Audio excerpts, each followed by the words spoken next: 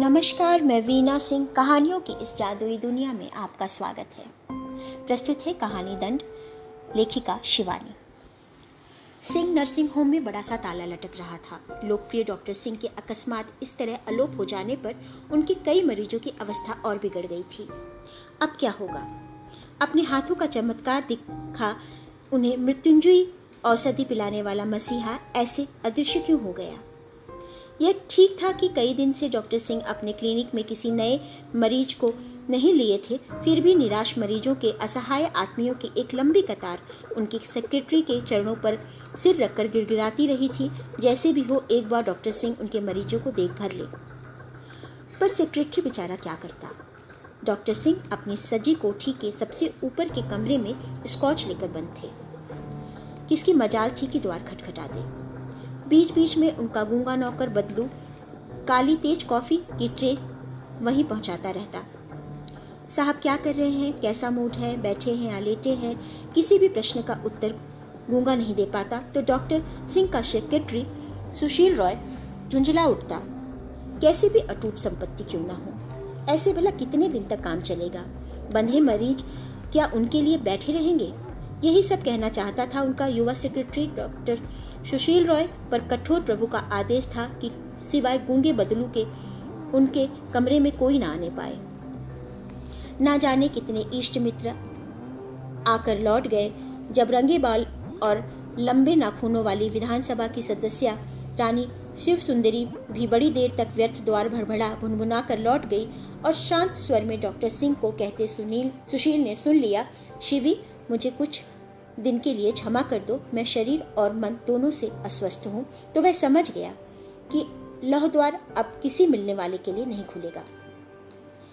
पर दूसरे दिन आधी रात में कुछ पलों के लिए द्वार खोला था। नर्सिंग होम के जिस वीआईपी मरीज को दूसरे दिन छुट्टी मिलने वाली थी, उसे अचानक दिल का दूसरा दौरा पड़ गया। डरते डरते डॉक्टर रॉय ने द्वार खटखटाया। न खटखटाता और इस बीच मरीज को कुछ हो जाता तो शायद सिंह नर्सिंग होम की नींव हिल जाती। मरीज किसी जनसंघीय मंत्री का शाला था, एकदम टाइट बॉम्ब। कब घातक रूप से फट पड़े ठीक नहीं। देखभाल करने को साथ में निरंतर सेविका बनी रहती उसकी साली। उसी ने डॉक्टर सुशील को एक प्रकार से कंधा पकड़कर सीढ़ियों पर धकेल दिया था। जैसे भी हो डॉक्टर सिंह को नीचे खींच ले आओ, नहीं तो उनके हक में ठीक नहीं रहेगा। मरीज को जब यहाँ लाए हैं तो उनके जीवन की जिम्मेदारी भी ठीक करनी होगी। डॉक्टर सुशील ने शायद घबराकर द्वार कुछ जोर से ही भड़बड़ा दिए थे। सर, मंत्री जी के साले की हालत बहुत खराब है, एक बार चलकर देख लिया जाए। भाड़ में जाए तुम्हारा मंत्री का साला, 100 दानव कंठ एक साथ गरज उठे थे। पर फिर कुछ सोचकर उन्होंने स्वयं ही दरवाजा खोल दिया। प्रभु का स्याह चेहरा देखकर सुशील सहम गया था। लगता था कई दिन से कमरे में स्वेच्छा से बंदी बने डॉक्टर सिंह ने शरीर पर मनमाना अत्याचार किया है। अव्यक्त व्यथा से चेहरा झुलस कर एकदम काला पड़ गया था, जिसे अपने 10 वर्ष के साहचर्य काल में एक बार भी बिना दाढ़ी बनाए नहीं देखा था। जिसका तीखा सुडौल चुबुक भरे कपोल सदा नवजात शिशु के गर्म गालों से दिखते थे, उन्हीं पर खुरदुरे सफेद झाड़ी सी दाढ़ी उगाई थी। जो व्यक्ति दिन में नित्य 2 बार भड़कीले सूट बदलकर मरीजों की नाड़ी पकड़ता था और जिसकी रोबीली पकड़ में आते ही नाड़ी स्वयं आश्वस्त होकर एक्यूजर बनी किसी अपराधी से पक्के रोगदस्यु को पकड़ा उसका पूरा इतिहास उगल देती थी, वही सुदर्शन व्यक्ति आज स्वयं कटघरे में खड़ा अभियुक्त सा लग रहा था। केवल बनियान और पजामा पहने वह मरीज देखने उतरने लगा तो सुशील के जी में आया कि उसे टोक दे। सर, ड्रेसिंग गाउन डाल लीजिए, वहाँ उनकी साली भी है। वह जानता था कि स्वाभाविक मानसिक अवस्था होने पर ऐसी बेढंगी पोशाक में डॉक्टर सिंह शायद घर की जमादारनी के सम्मुख भी नहीं खड़े होते। मरीज की अवस्था सचमुच सोचनीय थी। डॉक्टर सिंह उसे देखते ही एक बार फिर डॉक्टर सिंह हो गए। मरीज की सोचनीय अवस्था ही उन्हें पुलकित कर उठती थी। शत्रु पक्ष के साथ ली गई टक्कर तभी आनंद दे सकती है जब दोनों ओर का पलड़ा समान हो। अपने कठिन शत्रु की दुर्बलता को उन्होंने इस बार भी पकड़ लिया। सिद्ध पहलवान की भांति आत्मविश्वास का गंडा बांधकर वह अखाड़े में कूदे और पल भर में शत्रु उनके चतुर दांव पेच से उलट पड़ा था। ऑक्सीजन प्लांट लाओ, फला इंजेक्शन, फला दवा, आप यहाँ क्या कर रही हैं? बाहर जाइए। उन्होंने हो हल्ला मचाती मरीज की तेजस्वी साली को ऐसे दपट दिया जैसे स्कूल की बच्ची हो। मरीज के कमरे में आत्मीय स्वजनों की भीड़ देखकर वह तुनक मिर्जा डॉक्टर ऐसे ही भड़क जाता था। रात भर वह मरीज की छाती पर अपने हाथों से ऐसे मालिश करता रहा जैसे कोई स्नेही घोसी अपनी भैंस को रगड़ रगड़ कर नहला रहा हो। पौ फटी तो मृत्यु द्वार से प्रत्यावर्ती रोगी चैन की नींद सो रहा था। समाज सेविका साली विधुर जीजा के धड़क रहे हृदय पर हाथ रख एक बार फिर आश्वस्त होकर बैठ गई थी। इस अद्भुत डॉक्टर की कृपा से काल कुठार इस बार उसके वैधव्य कल्पतरु के तने का स्पर्श भी नहीं कर पाया था।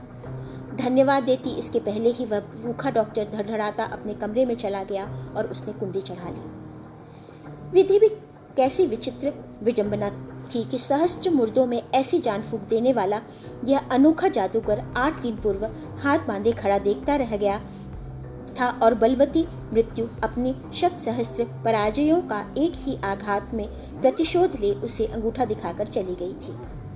फ्रिज में धरे तरबूज के लुभावने रक्तिम अंतस्थल में छिपी घातिक कुटिल मृत्यु मुस्कुरा रही है, यह तब पिता पुत्र क्या जानते थे। तरबूज की एक फाक तो पिता ने भी खाई थी, फिर मृत्यु पुत्र को ही क्यों ले गई? पिता और पुत्र भी क्या ऐसे वैसे थे? दोनों एक साथ खड़े होते तो लगता दो जुड़वा भाई खड़े हैं। डॉक्टर सिंह 50 से कुछ ऊपर ही थे, पर चाहने पर अब भी सेहरा बांध सकते थे। ना एक बाल सफेद, ना एक छुर्री। दिल्ली के उच्चतर तबके के नारी समाज की प्रौढ़ सदस्याएं लुक छिपकर डॉक्टर सुशील से भेद लेने की चेष्टा करती। कौन सा हेयर डाई यूज करते हैं डॉक्टर सिंह? और जब हंसकर सुशील उनसे कहता कि डॉक्टर के व्यक्तित्व में किसी हेयर टॉनिक के विज्ञापन से चमकते उनके सिर से लेकर स्त्रियों को भी लजाने वाले गौर चरण युगल तक सब कुछ विधाता प्रदत्त है, तो वे उसे अविश्वास से घूर कर चली जाती। दोष उनका भी नहीं था। डॉक्टर सिंह की मोती सी दंत पंक्ति देखकर तो 3-4 वर्ष तक स्वयं सुशील ही धोखा खाता रहा। यहाँ 32 वर्ष की आयु में ही सामने के 3 नकली दांत बनवाने में उसके 150 लग गए थे। उस पर भी दिल्ली के प्रसिद्ध डेंटिस्ट ने ऐसा ठगा कि जीभ का स्पर्श पाते ही तीनों दांत कागदी शटलकॉक की से उछलने लगते। आप ही का सा डेंचर बनाना चाहता था सर। डेंटिस्ट कौन है आपका? उसने लड़कियों की भांति लजाकर पूछा था। डेंचर? डॉक्टर सिंह ठठाकर हंस पड़े। किसने कहा मेरा डेंचर है? हिलाकर देखो। वह फिर जोर से अपने दांत हिलाने लगे थे। किसी डेंटिस्ट के बाप की हथौड़ी भी इन्हें नहीं हिला सकती। जानते हो इस डेंचर का रहस्य?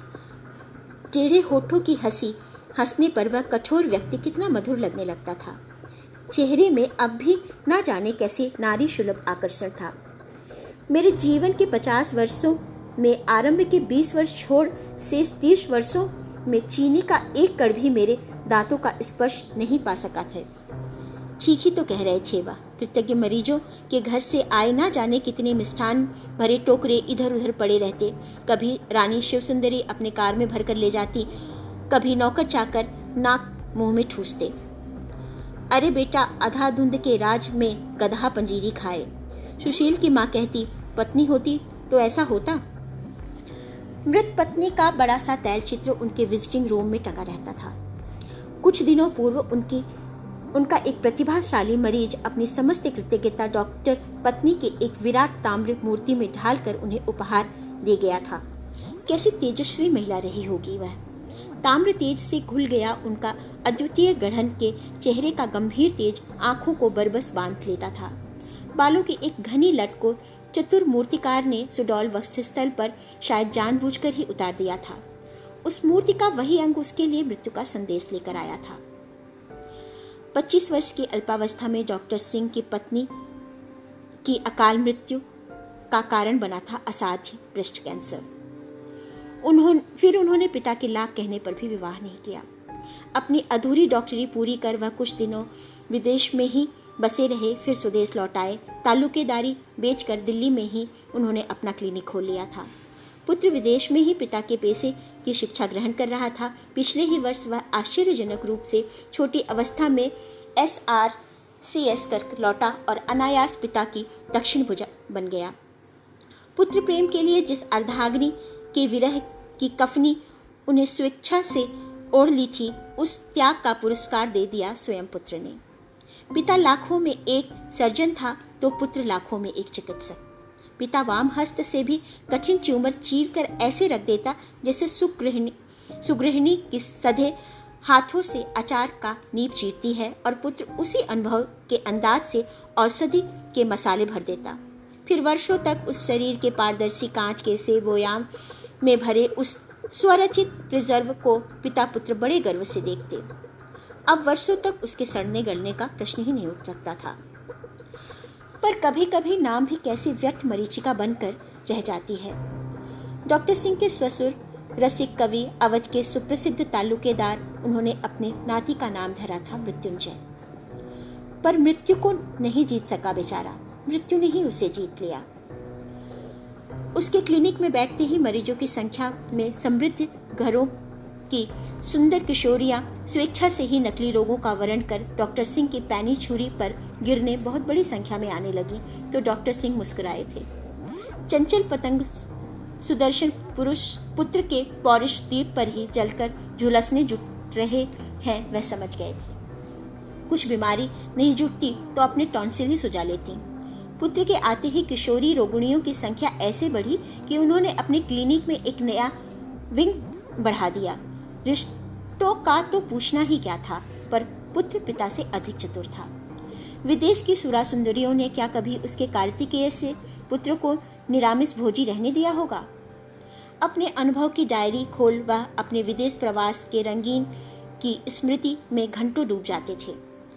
भारत के सुस्वादु छायाग्रास को विदेशी सिंहकाएं किस स्वाभाविकता से ग्रस लेती हैं वे खूब जानते थे। इंडियन करी की भांति इंडियन पुरुष को देखकर भी उनकी लार अनायास ही बड़े गंवारू ढंग से टपकने लगती है, इसका उन्हें स्वयं अनुभव था। पुत्र के चेहरे को देखकर वे संतुष्ट हो गए थे। वह चेहरा अनुभवहीन युवक का नहीं था।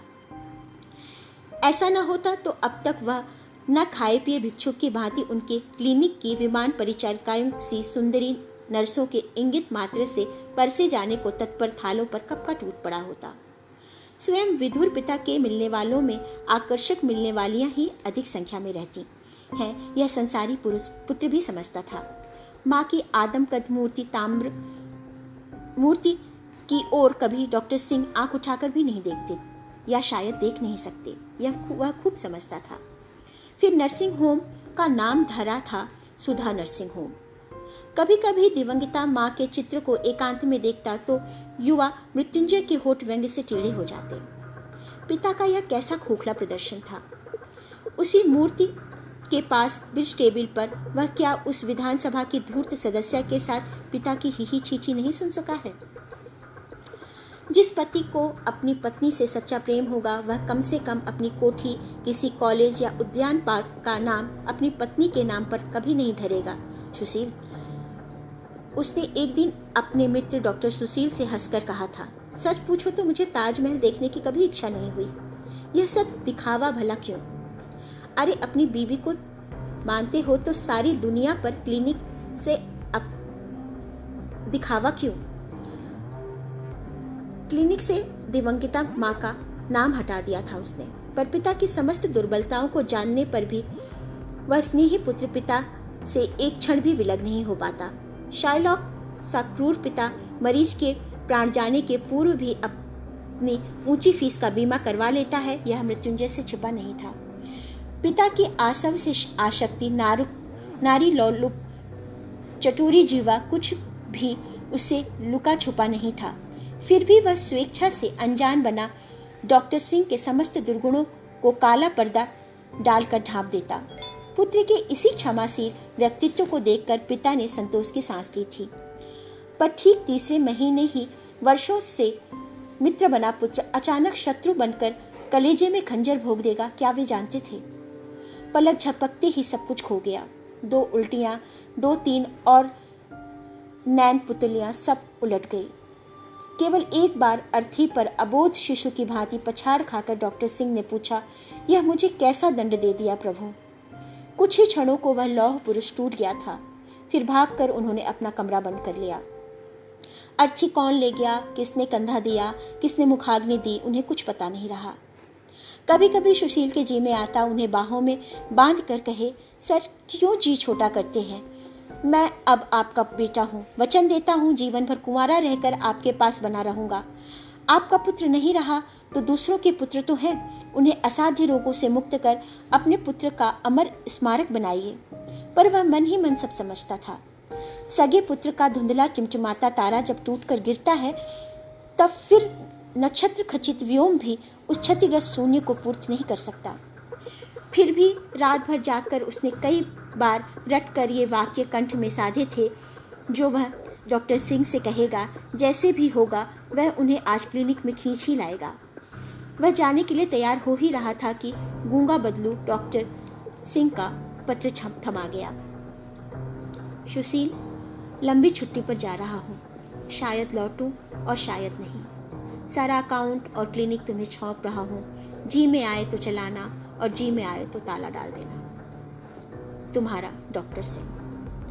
बदलू की आंखों से अविरल अश्रुधारा बह रही थी। कहाँ गए, कब गए, एक प्रकार से उसे हिला हिलाकर सुशील ने झंझोड़ कर रख दिया। पर फलहीन ठूंठ वृक्ष सा बदलू हिलाए जाने पर भी फल कैसे गिरा सकता था। गूंगी जीवा को बड़ी चेष्टा से हिलाकर उसने कहा, पफ पफ। फिर विवस्ता से शून्य में फैले दोनों हाथों से दुहत्थड़ माथे पर मार दिए। डॉक्टर सिंह लूप लाइन की उसी गाड़ी में जाकर बैठ गए थे जिसमें 28 वर्ष पूर्व बैठे थे। यह कौन जान सकता था, वीर भूमि का युग पुरुष करवट बदलकर शायद बेसुध पड़ा होगा। जहां से एक बार सांस रोककर भाग आए थे वहीं अब फिर सांस रोककर भागे जा रहे हैं। क्या खींच रहा था उन्हें? गंगा माटी के बीच सरपणी सी बल खाती कोपाय नदी या वर्षा से भीगी संथाल झोपड़ियों की खस से भीगी पंखी सी सुगंध या कच्ची संथाल ताड़ी की मादक स्मृति। जीवन के रस के छलकती गागर जब रीति होकर ढुलक गई तब इस ग्राम की स्मृति ने उन्हें क्यों पुकारा।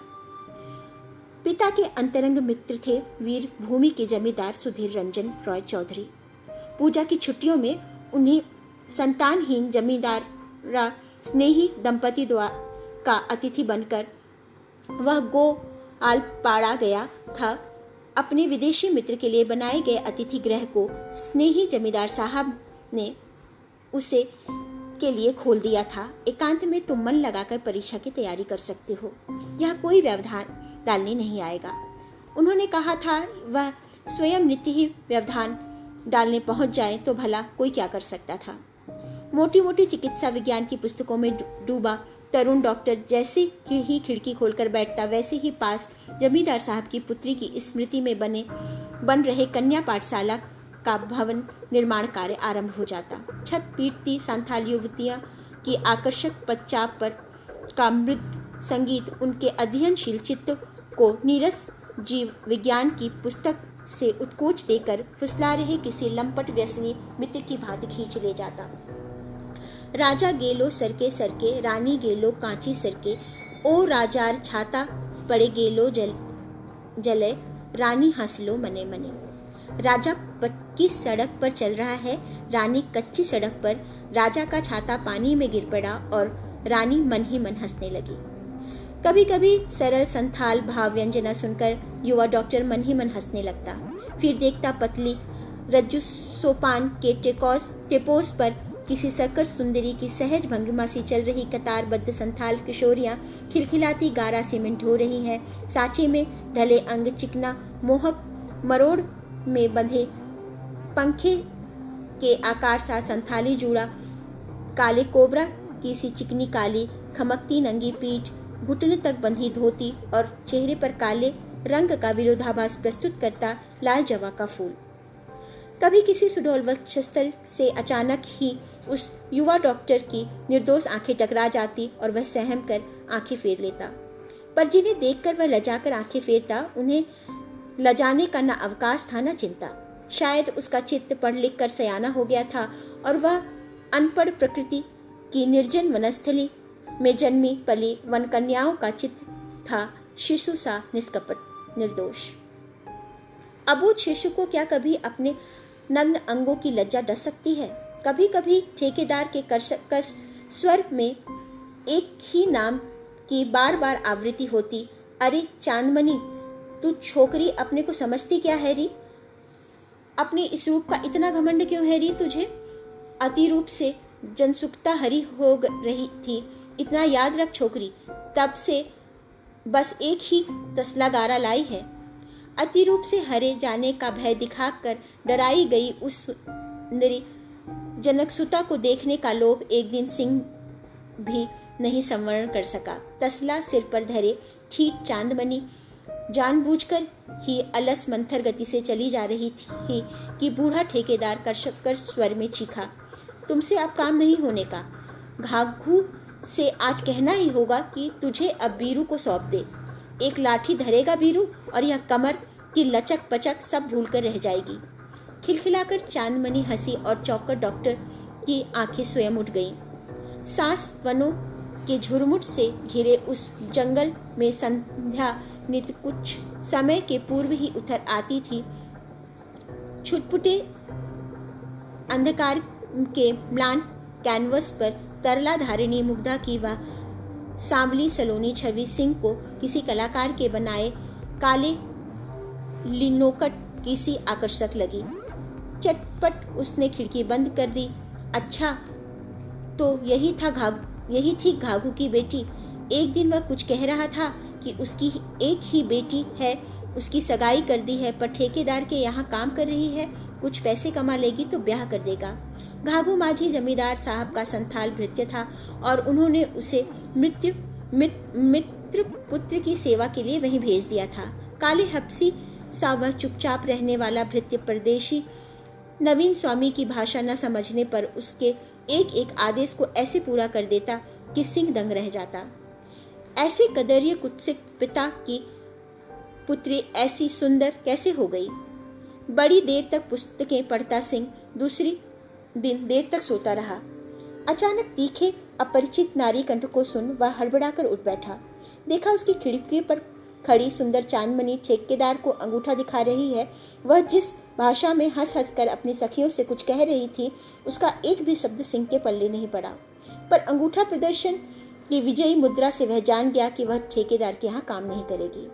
अचानक उसने खिड़की बंद कर दी और उसकी ओर मुड़कर हंसने लगी। दूर से आकर्षक दिखने वाली श्याम अंगी निकट से देखने पर निश्चित रूप से सुंदरी थी। मोती जैसे उजले दांतों की मनोहारी पंक्ति को वह पहले सिंह देखता रहा। फिर अचानक उसे स्मरण हो आया कि वह केवल नाइट सूट का पैजामा ही पहनकर सो रहा था। उसका चेहरा लाल हो गया। कैसी बेहया लड़की थी वह, उसके नग्न शरीर को कैसे मुग्ध दृष्टि से देख रही थी। प्रकृति भी कैसी उल्टी गंगा बह रही है। कौन हो तुम? यहाँ कैसे चली आई? घाघू, घाघू, सिंह ने विवश स्वर में हाक लगाई।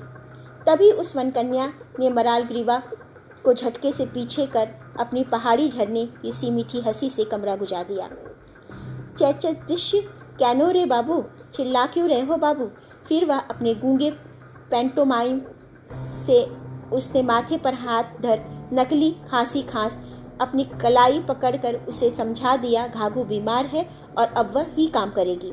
अजीब मूर्ख है जंगली घाघू। अपनी इस सुंदरी चंचल पुत्री को उसने परदेसी युवक के कमरे में कैसे भेज दिया? फिर तो कुछ ही घंटों में चांदमणि ने उसके कमरे की छत ही किसी प्रचंड गति के साइक्लोन की भांति उधाड़ कर रख दी। पहले महा उत्साह से उसके लाल जूते पर काला पॉलिश पोत गई। अब तक वह जूते की दुर्गति देखने छीनने लपका नए लाल जूते का अर्धांग काला बन चुका था। फिर उसने स्टोव में ना जाने कितने अनाड़ी पंप भर डाले कि मिट्टी के तेल की फुहारे छोड़ता स्टोव क्रुद्ध सर्प सा फुफकारने लगा। भागकर झुझुलाए सिंह ने स्टोव बुझाया और हाथ हिलाकर उसे दूध का कटोरा डबल रोटी दिखाकर समझाया कि वह चली जाए। खाने को यह सब है, वह खा लेगा। मुस्कुराकर वह ऐसे बैठ गई जैसे समझ गई हो तब बैठ क्यों गई। हार कर वह अपने पलंग पर बैठ गया। बड़ी देर तक उसके जाने की आहट नहीं मिली तो उसने सहम कर चौके में झांका। देखा तो सुंदरी चांदमणि दूध के कटोरे में समूची ब्रेड डुबो डुबो कर खा रही है। नवीन स्वामी को देखते ही निर्दोष हंसी से सांवला चेहरा उज्जवल हो उठा। तू ही बोले ही खा, तूने कहा था खा। उसने कहा, हाय रे दुर्भाग्य, पता नहीं ये कुछ का कुछ समझने वाली पगली कभी कुछ अनर्थ न कर बैठे। खा पीकर चांदमणि उसकी भोजन व्यवस्था में जुट गई। ना जाने कहाँ से वह आंचल में ढेर सारा शुक्टी सुखाई गई छोटी मछलियाँ ले आई थी। उन्हें तेल में चटपट भूनकर वह पल भर में आतप चावल रांध लाई।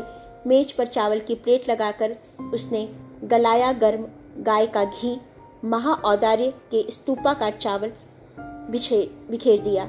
जितनी देर तक वह खाता रहा वह स्वयं चौके में के अंतराल में छिप गई। शायद वह जान गई थी कि उसकी उपस्थिति संकोचशील अतिथि को पेट भर खाने नहीं देगी। वह हाथ धोने उठा तो अपने पिता की ही भांति चिलमची जग तौलिया लेकर उपस्थित हो गई। तसले में सीमेंट गारा ढोने वाली वह मजदूरनी यह सब कैसे सीख गई? 3 दिनों में कर्मपरायण सुंदरी सेविका ने अपनी निस्वार्थ सेवा से सिंह को ऐसे जीत लिया कि 3 दिन पूर्व जिसकी वन्य उपस्थिति युवा डॉक्टर को झुंझलाहट से बौखला देती थी, अब उसी के आने पर का समय होता तो उसकी आंखें स्वयं ही दर्पण की ओर उठ जाती थीं। पहले दिन अपनी छाती और पीठ की नग्नता का स्मरण कर वह लज्जा से लाल पड़ा था और नाइट कोट ढूंढने को छटपटा उठा था। अब वह स्वयं अपने पौरुष का दर्पण उस किशोरी की आंखों पर डाल उसे चौंधिया देता और वह मुग्धा टकटकी नंगी उसकी नंगी छाती को देखती रहती। अधूरा डॉक्टर शायद नवीन प्रेमिका को प्रभावित करने के लिए उसके पिता की पसलियां ठोक पीट एक छोटा मोटा नुस्खा भी लिखा आया था। चांदमणि की बड़ी आंखें प्रशंसा से विस्फारित होकर और बड़ी हो गई थीं। कभी कभी प्रणय केली में डूबी याचिका को चूल्हे पर जलती मछली का ध्यान नहीं रहता। जलान पाकर वह मछली उतारने भागती तो युवा प्रेमी उसे फिर बाहों में खींच लेता। कैसी अद्भुत गंध थी उस वन कन्या की। नई बन रही थी इमारत की सौंधी गंध ही उसके शरीर में रिस गई थी। यह कच्ची ताड़ी की रस की मादक सुगंध थी। उस मधुर श्वास प्रश्वास में कैसा सरल आत्मसमर्पण था उसका। एक बार तरुण डॉक्टर के संस्कारी चित्त के अधमरे विवेक ने विरोध में गर्दन उठाकर घोर आपत्ति भी की थी कि यह तुम्हारा सरासर अन्याय है। क्या परिणाम से आंख मूंद रहे हो? इस निर्दोष अनुभवहीन किशोरी के साथ की गई छलना क्या तुम्हें जीवन भर डसेगी नहीं? पर उद्दाम मुंहफट 24 वर्ष का यौवन 16 वर्ष का कैशोर्य तालम ताल अरण्य से घिरा अतिथि गृह और डूबती संध्या सब मिलजुल कर विवेक को मुंह हाथ पैर बांध दूसरे कोने में पटक देते। क्रूर नियति दोनों को शतमुखी विनिपात की खाई में खींच ले गई। चांदमणि सचमुच ही चंद्र पातमणि सी ही तेजस्वी बनती जा रही थी। 7वें दिन घाघू स्वस्थ होकर लौट आया। चांदमणि को कभी कभी वह उसके पिता के सम्मुख ही हंसी में छेड़ देता। क्यों घाघू, कब कर रहे हो इसका ब्याह? वीरू तो कह रहा था इसी वैशाख में इसे ब्याह ले जाएगा। वीरू माझी का नाम सुनते ही वह भड़क उठती।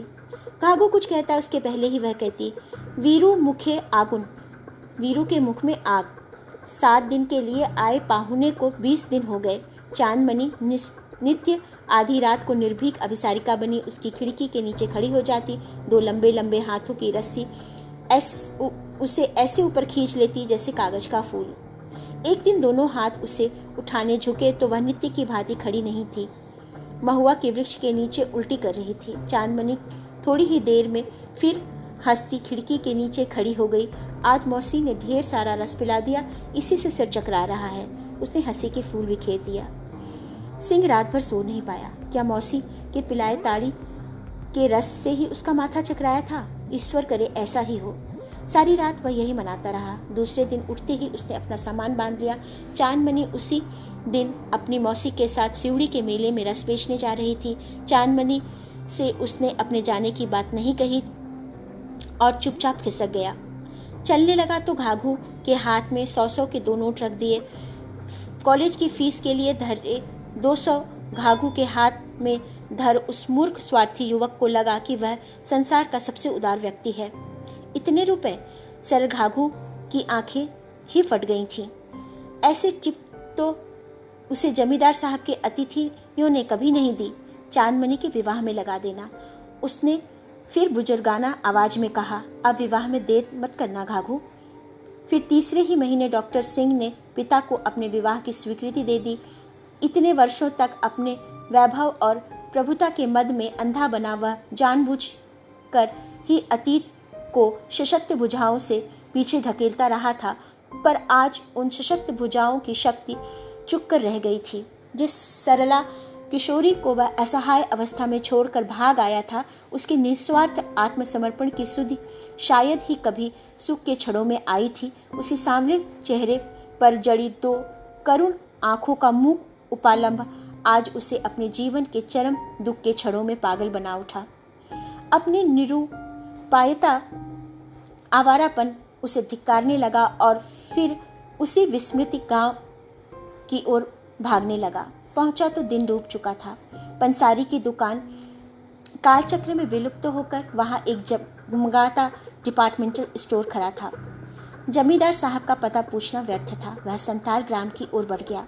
वही वेणुवन और एक कद की परेड सी करती झोपड़ियां अंधेरे ने बढ़कर परिचित हाथ कंधे पर धर दिया। अचानक विलाप का करुण स्वर सुनकर वह छिटक गया। आ बलाई चांदरे सोना, उसका सर्वांग सिहर उठा। उसने धीरे धीरे चोर की भांति बढ़कर खिड़की से झांका। पहले उसके जी में आया, वह जोर से चीख पड़े। छोटे से कमरे का संकुचित क्षेत्रफल घिरे जो लंबी लाश पड़ी थी, वह तो स्वयं ही मृत्युंजय का जीवित संस्करण था। क्या वही पिता को चमत्कृत करने, एक बार फिर अर्थी में बंधने लौट आया था? वही चेहरा, वही देह की सुगठित ललाम शामिल कांति, उसके चारों ओर घेरा बनाए संथाल स्त्रियां घुटने में सिर डाले करुण सिसुकियों का वैसा ही छंदबद्ध संगीत प्रस्तुत कर रही थी जैसा छत पीटने में किया करती थी। मृतक के सामने पछाड़ खाती माँ को पार्श्व में बैठे व्यक्ति ने बड़े यत्न से उठाया और डॉक्टर सिंह ने कच्ची मिट्टी की दीवार थाम ली। बूढ़े बीरू माझी को घनी सफेद मूंछों के बीच उन्होंने पहचान लिया। मत रो चांद, वह अब क्या तेरे रोने से लौटेगा? उन्मादिनी चांदमणि एक बार फिर पछाड़ खाकर गिर गई। डॉक्टर सिंह मुड़े और तेजी से भागने लगे। कुछ पलों के लिए शायद वह सचमुच ही मानसिक संतुलन खो बैठे थे। उन्हें लगा था उन्मत्त संथाल भीड़ उनका पीछा कर रही है, मृत बलाई की लाश लेकर। उन्हें पकड़ वे अर्थी उन्हीं के कंधों पर टिका देंगे। हाफते पसीने से लथपथ जब डॉक्टर सिंह बोलपुर पहुंचे तो सब पैसेंजर गाड़ियां जा चुकी थीं। पर मुझे तो अभी जाना है, वह फटे स्वर में उन्होंने कहा। अभी कोई गाड़ी नहीं जाएगी साहब, छोकरे स्टेशन मास्टर ने उस विक्षिप्त से व्यक्ति के प्रश्न के उत्तर में कहा। एक मालगाड़ी यार्ड में अवश्य खड़ी है, 8वें दिन कलकत्ते पहुंचेगी, चाहे तो उसी में चले जाइए। पर उसके व्यंग को ग्रहण करने की अवस्था भी शायद उनकी नहीं रही थी। धन्यवाद धन्यवाद कहता वह नित्य एयर कंडीशन गाड़ी में यात्रा करने वाला सुरुचि समृद्ध स्वामी चोरों की भांति इधर उधर देखता सचमुच मालगाड़ी के डिब्बे में बैठ गया। सहयात्री थे बड़ी बड़ी दाढ़ी वाले 2 पछाही बकरे और 4 गायें। सबने एक साथ चौंक कर उस डरे सहमे यात्री को देखा। फिर जुगाली करती बड़ी बड़ी करुण आंखों वाली गाय ने सींगों की स्वीकृति दे दी, जैसे सब कुछ जान गई हो। अंजर पंजर हिलाती मालगाड़ी चली। बकरों के साथ साथ वह भी धक्का खाकर गिर पड़ा। फिर तिकोनी खुली खिड़की पकड़कर बैठ गया। खिड़की के उसी छिद्र से वर्षों पूर्व परिचित स्टेशन एक एक कर हाथ मिला गए। मुस्कुरा, बोनपास, तालित और भेदिया, गीली घास और गोबर मिश्रित सुगंध उसे संसार के सर्वश्रेष्ठ सुगंध लगने लगी। अपने दोनों परिष्कृत रुचि के नथुने भींच कर उसने आंखें मींज ली। पास खड़ा दड़ियल पछाही बकरा उसका घुटना चाटने लगा। शायद एक पशु ने दूसरे पशु को अब पहचान लिया था। हिलती मालगाड़ी के कंपन से टुनाती गाय की गले की घंटियां बज रही थीं। डॉक्टर सिंह को लगा जैसे किसी पवित्र देवस्थल में बैठे हैं और उसी मंदिर की नन्ही घंटियां बजने लगी हैं। मुझे यह दंड क्यों दिया प्रभु? 15 दिन पूर्व जवान बेटी की अर्थी पकड़ इस मूर्ख ने विधाता के न्यायालय में अपनी तर्कहीन नालिश की थी। जिसने जीवन भर कभी जन्मदाता का स्मरण नहीं किया, उसी नास्तिक संतान के कमजोर मुकदमे का निर्णय देने शायद वह न्यायप्रिय न्यायाधीश उसे इतनी दूर लाया था। मृत्युदंड सुनकर बहुत से अभियुक्त चेहरे पर स्वयं ही रुमाल बांध लेते हैं। डॉक्टर सिंह ने अपने कांपते घुटनों में मुंह छिपा लिया। धन्यवाद।